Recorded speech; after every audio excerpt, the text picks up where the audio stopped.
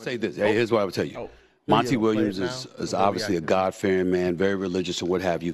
He needs to get on his knees and look up and thank his heavenly Father that he was let out of that miserable situation in Detroit. I didn't know where that was going. He couldn't be happier. I know he's going to be happy, and obviously he's going to have other opportunities down the line because that situation in Detroit was an absolute mess. He regretted it from the time he got there. It's just that it's something he'll never say publicly. Satisfied. So cool. We saw Stephen A. Smith talk about Monty Williams should be praying to the Lord that he's out of this horrible situation that Detroit put him in. That it was nothing was his fault. He's glad to get out of there. He regretted it from the first moment. That seems to be all the national media's narrative. Yeah.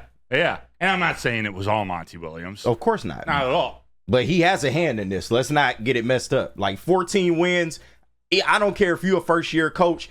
Somebody of that caliber with that experience, we paid you that much money. You're supposed to get more than 14 wins. I don't care what happens. He should be 20 wins. Yeah. That should be, as a coach, that should be his bait. 20 wins. 20 wins. So there were a lot of factors in the last season, a lot of stuff that can and can't be controlled or couldn't be controlled. But there were a lot of poor decisions made on court as a coach. But Kool-Aid, what do you think of those statements? I sense your face. You're disagreeing with what Stephen A. Smith. I'd love to have you as an ally on this topic or against this man. Definitely, man. And that's why I love Waco Woodward. You're talking about ground level coverage with all of our Detroit sports teams and people who are giving, honestly, an experts level amount of time to trying to get down to the matter of all of this stuff, from breaking down games to knowing positions to covering this thing on the beat. That's why I'm very, very grateful for the work that you do here with the Tigers and the Lions. You guys know that I cover the Pistons here for the network as well. And we've been on the ground level of this thing since Monty was here. This will be my third regime that I would have covered since I have been credentialed by the Detroit Pistons. And when Monty Williams got here, he said, look, yes, the money was a factor, but he wanted to be here. And unless he was just looking into the faces of everybody and just lying to us all season, this was a man who wanted to be here. But the reports that I started to kind of get, even before this season started, but about halfway through the season, I really started to report on it, was that there were multiple kind of fractures in this front office, kind of multiple different minds. And they were kind of working against each other, and it was disallowing them to be a cohesive front office. And then you got even a guy like Troy Weaver, who was in the middle of hiring his own coach. And then you have the ownership group that actually said, you know what, we think this is actually the best direction to go in. It was an absolute mess. But he did want to be here. He did accept that contract. He did put that. This is on his resume. You added a K. Cunningham. You won less games. I don't even understand that. I don't understand that. But there's one aspect here of the different kind of factions. And shout out to Vinny Goodwill as well, who kind of reported on this. He said, of the Pistons, a league source told Yahoo Sports recently, there's 4 factions in that building, and getting on the same page should be the first objective. That goes well beyond Troy Weaver and Monty Williams.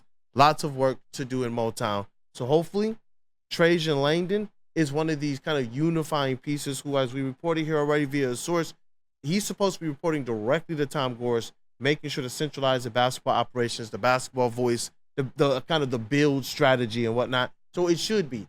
Everything we heard about the firing of Monty Williams is that via Omari Sankofa for the Detroit Free Press, he reported that Trajan Langdon actually had a lot to do with that. There was a conversation that they had, and you suggested, was Tom Gores potentially protecting a Trajan Langdon?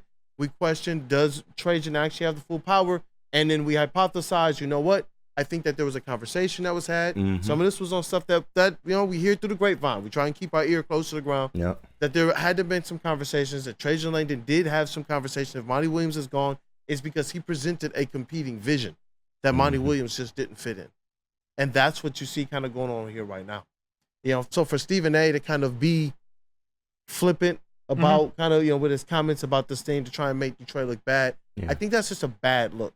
I was in countless practices, man, where you're looking this man in the face and he's seriously trying to win games. You see him coaching. You see them trying to do it. And I'm hoping that there, at some point in time, Monty Williams can clarify this whole thing as well, that he can speak. Right. That's something that Stan Van Gundy did as well. Later on, after he left the Detroit Pistons, he just came out and spoke in some capacity. Yeah, because we also heard conflicting reports that maybe Monty wasn't the friendliest there. He was maybe at some points trying to get fired. You know, I don't know if that's 100% true, but that's some of the reports that's out there as well, just on the other end. And the speculation of, all right, you're saying certain things in the press conference, or Jaden Ivey needs to play more, and then Right. Yeah, I get some of the optics. It's hard when we're not in the room and we just see the optics, and you can provide us a little more insight.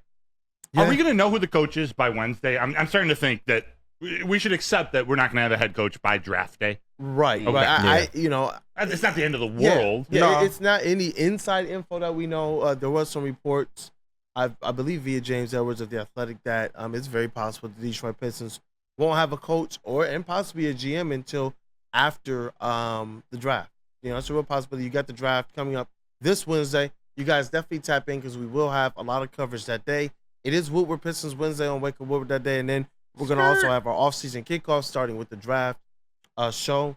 I believe we're going to be starting at 7:15. Right after the 7:30. heavies, probably? Yep. I love it. I love it. Let me throw some names at you. I don't expect it. These came out, later in the day yesterday. So if you don't know too much about these guys, no big deal. But per Adrian Wojnarowski, Pistons have permission to interview Dallas assistant Sean Sweeney and Minnesota assistant Micah Nori. Also, they're planning to interview JB Bickerstaff, former Cavaliers head coach. There you go, JB. There you go, JB. Yes. JB. Hey, and you know what? JB's been calling shots, man. And they've been coming true as it relates to this NBA stuff. But, you talk about a couple people that were on Dwayne Casey's staff here when he was with the Pistons. I don't know. I guess leave no stone unturned. You got to kind of trust what Trajan's doing at this juncture. It's the same thing we did with Troy Weaver at the beginning of his tenure as well. So that at least whatever is happening and being put together, my only hope is that there's just one voice. Yeah. I prefer, though, if you can go after one of those bigger fish that have championship pedigree, that are coming from some coaching trees.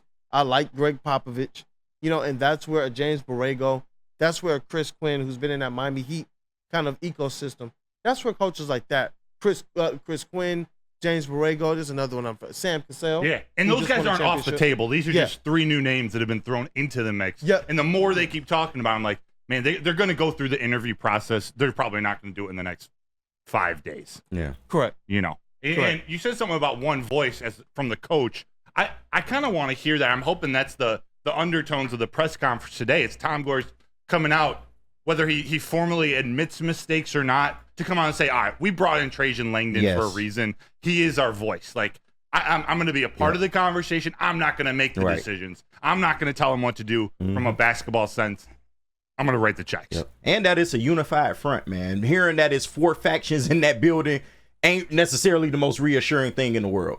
Right. What about this question, Kool-Aid, from Rando Smalls? I'm throwing some at you. Yes, sir. He says, been hearing a couple of guys that are heading up into the top 10 of the draft, De Silva and Cody Williams. Do either, in your opinion, deserve a look?